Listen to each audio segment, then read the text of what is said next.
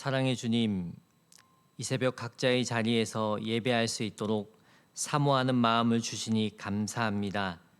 성령 하나님, 예배하는 자리마다 임재하여 주시고 주님의 평안과 기쁨이 가득하게 하여 주시옵소서. 말씀을 듣고 묵상하는 가운데 말씀의 깊은 은혜를 경험하게 하시고 주의 말씀이 내 발의 등이요 빛이 되게 하소서. 거룩하신 예수님의 이름으로 기도드립니다. 아멘.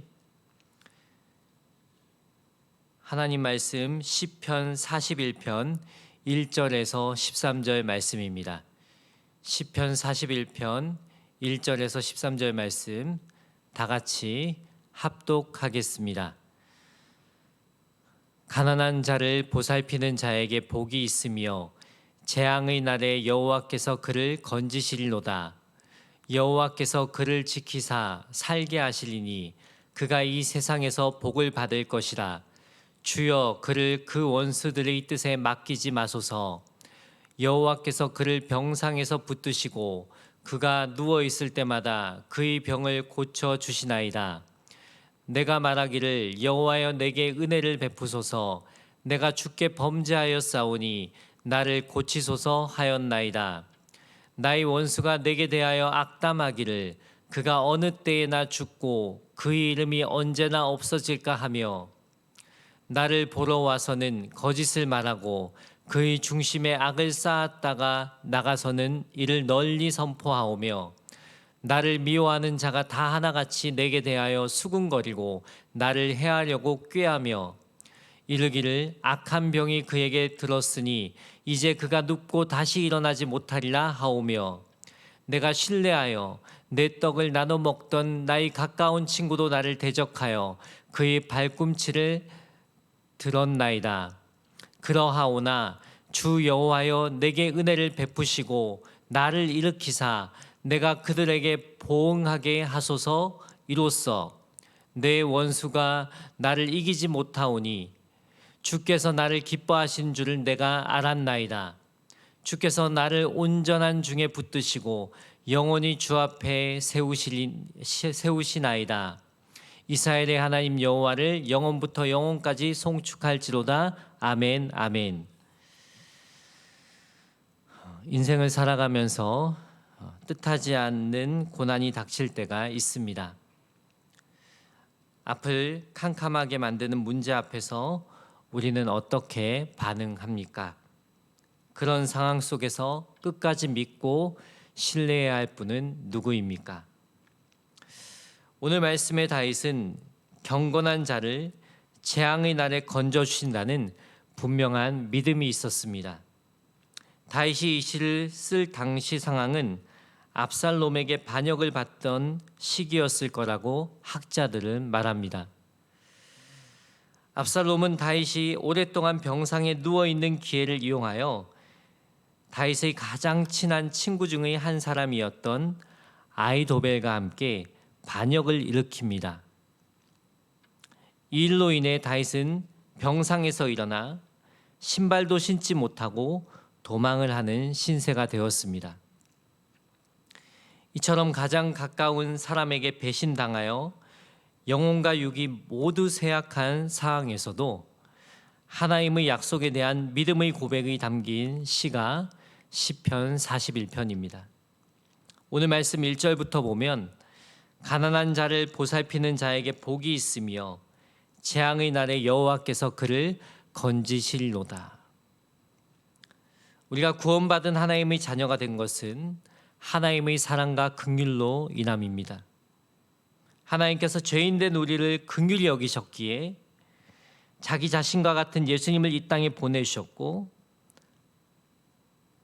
십자가 대속의 은혜로 하나님의 자녀 삼아 주신 것입니다. 긍휼이 많으신 하나님의 자녀된 우리는 삶 속에서 긍휼의 마음을 품고 살아야 합니다.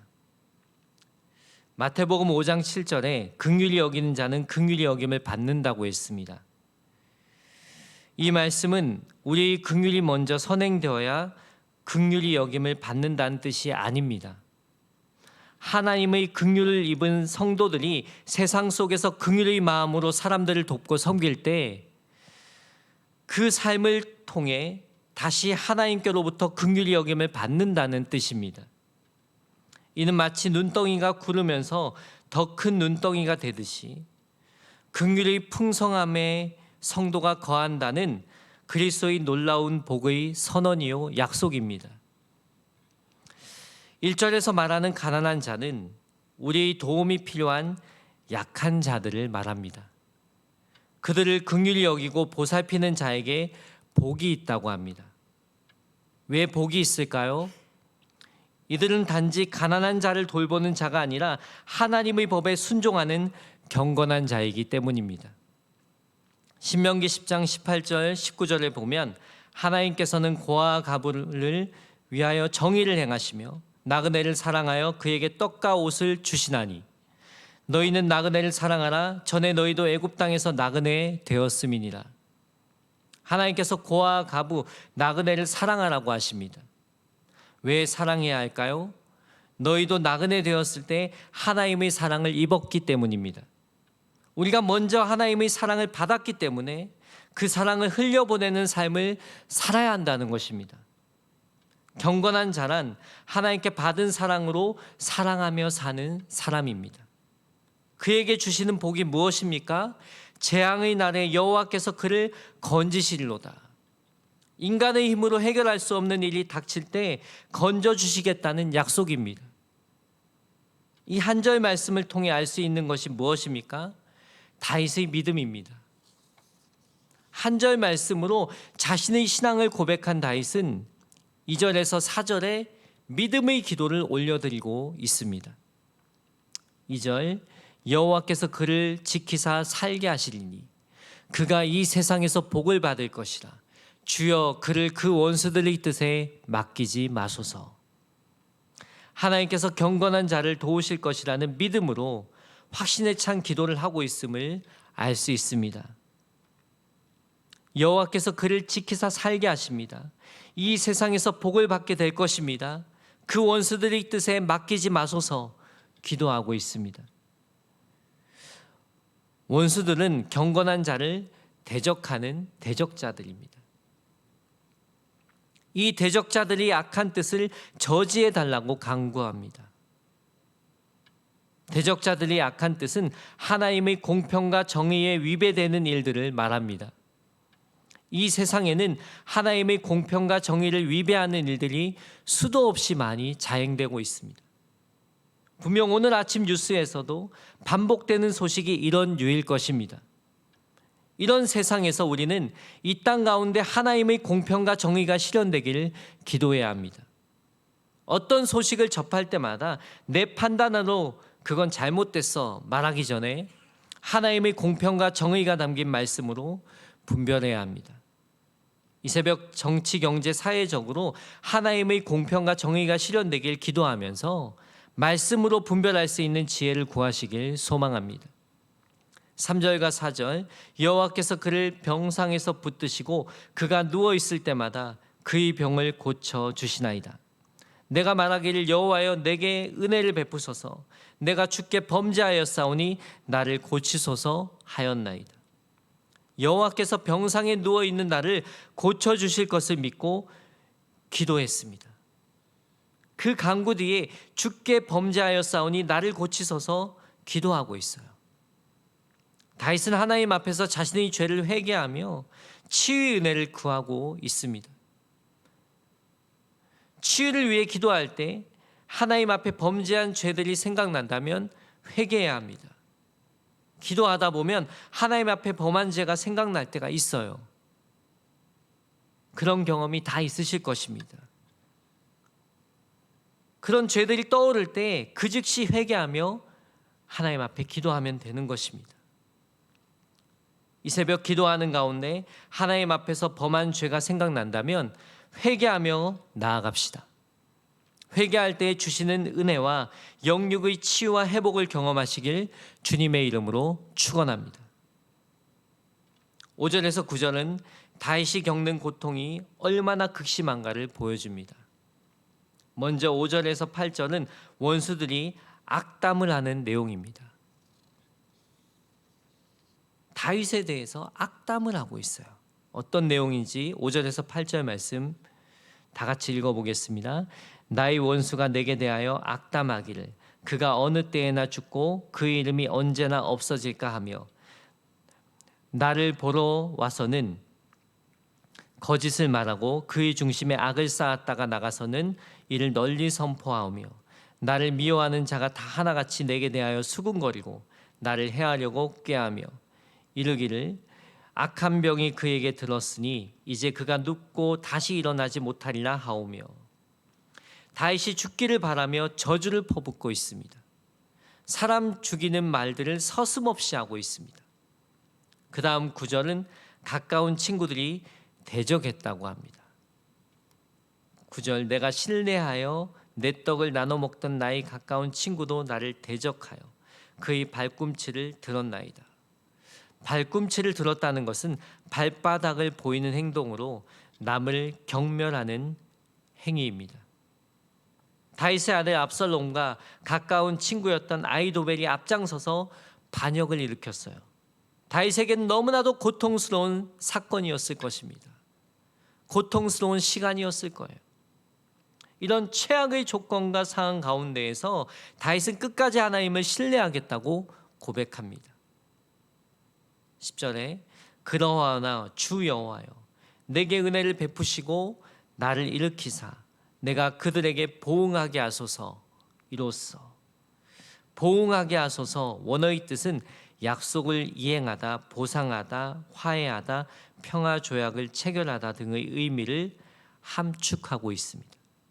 이처럼 원어상의 의미로 볼 때 보응하다라는 말은 시인이 원수들을 응징하겠다는 말이 아니라 보복하겠다는 말이 아니라 회복을 기원하는 말로 이해할 수 있습니다.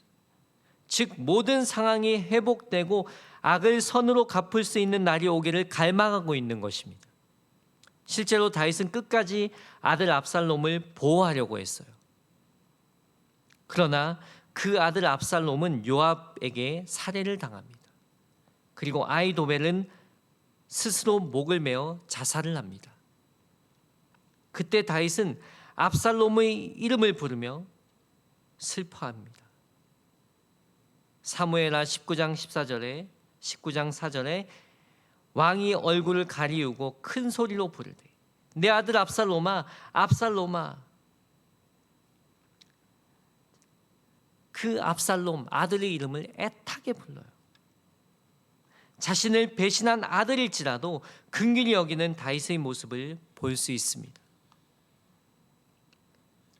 이 땅을 살아가면서 그리스도인은 선으로 악을 이기며 살아야 합니다. 악인에 대한 심판은 하나님께 맡기고 선으로 악을 이기는 삶을 사는 것이 하나님의 뜻입니다. 로마서 12장 19절 이하에 보면 원수 갚는 것은 내게 있으니 내가 갚으리라. 악에게 지지 말고 선으로 악을 이기라 합니다. 상대방이 악하게 나를 대했다고 나도 똑같이 대하면 악에게 지는 것입니다. 나도 똑같은 사람이 되는 것입니다. 선으로 악을 이기는 사랑으로 그리스도를 드러내는 삶을 살아가야 합니다. 그것이 그리스도인의 삶입니다. 예수님이 이 땅에서 십자가에서 물과 피를 쏟으면서 우리에게 보여주신 사랑이 바로 그 사랑이었습니다.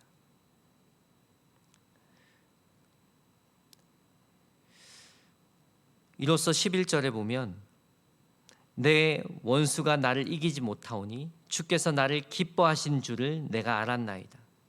주께서 나를 온전한 중에 붙드시고 영원히 주 앞에 세우시나이다. 이스라엘의 하나님 여호와를 영원부터 영원까지 송축할지로다. 아멘 아멘. 이 말씀 가운데 12절에 온전한 중에 붙드신다는 말씀은 나를 영적 육적으로 온전히 회복하실 하나님을 신뢰한다는 말씀입니다. 그렇게 하실 하나님을 믿고 13절에 하나님을 영원부터 영원까지 송축하겠습니다. 찬송하겠습니다. 고백합니다. 지금 상황과 조건이 좋지 않을지라도 뭔가 하나 해결되지 않았을지라도 치유하시고 회복하실 주님을 믿고 찬양하는 삶을 살겠다는 고백입니다. 다윗의 믿음의 고백이 저와 여러분의 고백이 되길 소망합니다. 이 새벽 우리를 치유하시고 회복하실 주님을 기대하며 각자의 자리에서 간절히 기도하며 나아갑시다. 하나님께서 우리에게 치유와 회복을 허락하실 줄 믿습니다. 그 믿음으로 기도하는 시간이 되길 예수님의 이름으로 축복합니다. 다 같이 기도하겠습니다. 사랑과 은혜가 충만하신 하나님 아버지, 다윗의 시를 묵상하면서 악조건 속에서도 끝까지 하나님을 믿고 의지하며 찬양하는 다윗의 모습을 보게 됩니다. 우리 삶 속에서도 해결되지 않는 문제, 질병, 아픔들이 있습니다. 이 시간 다윗의 믿음이 나의 믿음이 되게 하시고 기도할 때 우리를 치유하시고 회복하시는 하나님을 경험하게 하여 주시옵소서.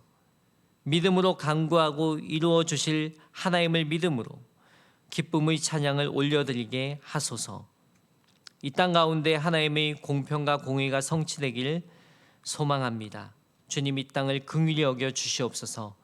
그리스도인 된 우리 한 사람 한 사람이 각자의 자리에서 그리스도의 사랑을 삶으로 전하며 살게 하소서. 거룩하신 그리스도 예수님의 이름으로 기도드립니다. 아멘.